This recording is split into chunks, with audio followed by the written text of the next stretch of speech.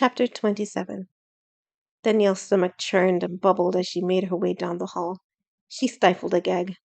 She still tasted her so-called breakfast in the back of her throat. To normal people, the food Alex had provided looked healthy and nutritious.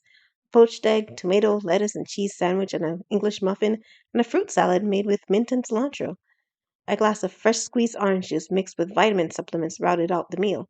To all appearances, a healthy breakfast. But Danielle couldn't stomach the taste of poached eggs.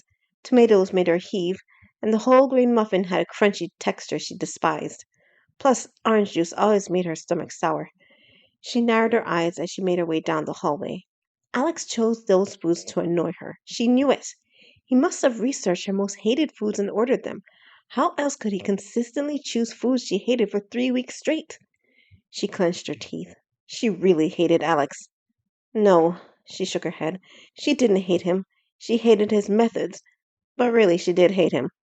She sighed. Her mother had always told her never to harbor hatred against anyone. Hatred, her mother had said, is akin to murder. Danielle's muscles relaxed thinking about her mother. She had never known anyone else so kind and gracious. Everyone used to come to her for advice. They said wisdom flowed from her mouth as water from a fountain. Even to her last breath, she had spoken against hatred toward the grudge who attacked her.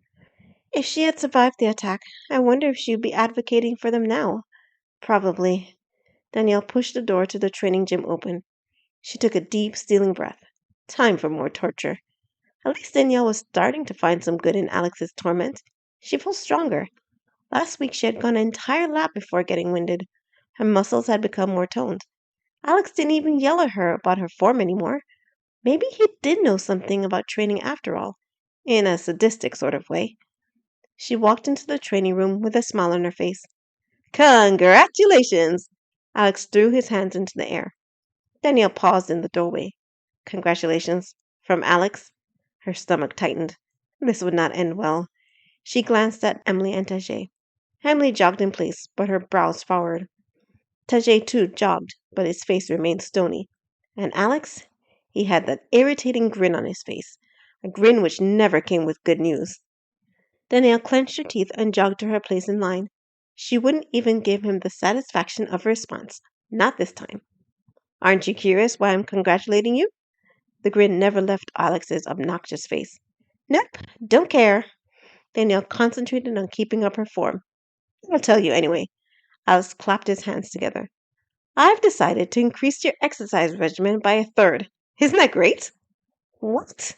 I've been doing well. My form is good. I'm not getting tired so quickly. Why do you need to increase my torture? Because I want to break you. Danielle started. I'm sorry, what? You heard me. Alex hopped up and down like a little kid during a birthday party. Here's the best part. From now on, I'm going to follow you every minute of every day. He leaned in close to her. I'm going to run you into the ground. Speaking of which, let's get your ultraviolet suit on.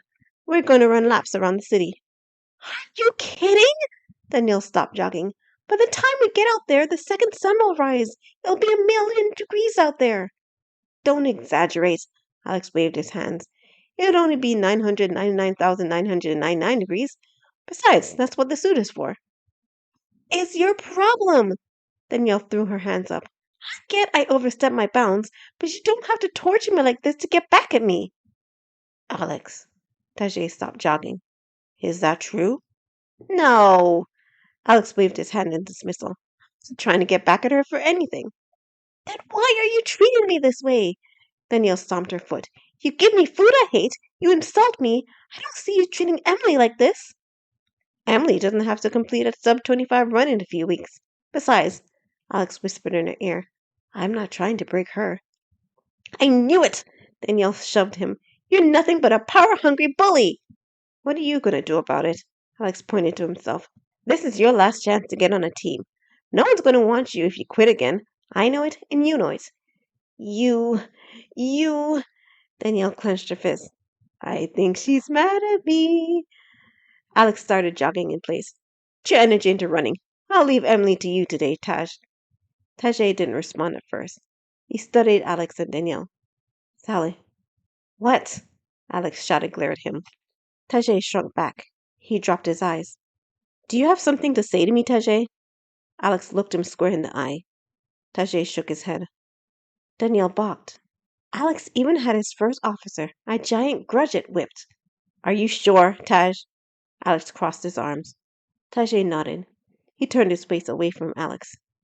Alex grunted in disgust. He headed toward the door. Move your tush, Danielle! Danielle stole a glance at Tajay before heading to the door. She furrowed her brows.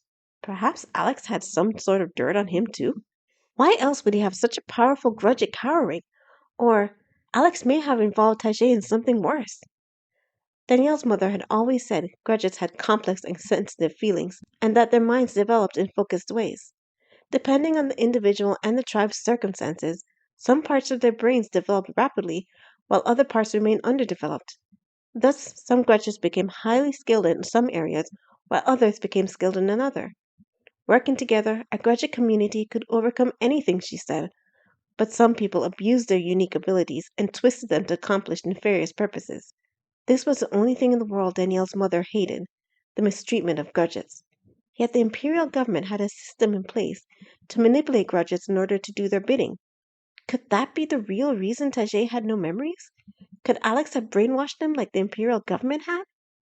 These thoughts filled Danielle's mind as she jogged to the elevators. No elevators! Alex pointed to a door to the left. We'll take the stairs. Are you kidding me? Danielle panted through her teeth. Do you have any idea how many stairs are between here and the dorms? Yep, 2,530. I counted. Alex held open the door to the staircase. Let's go. Danielle bit her lips together.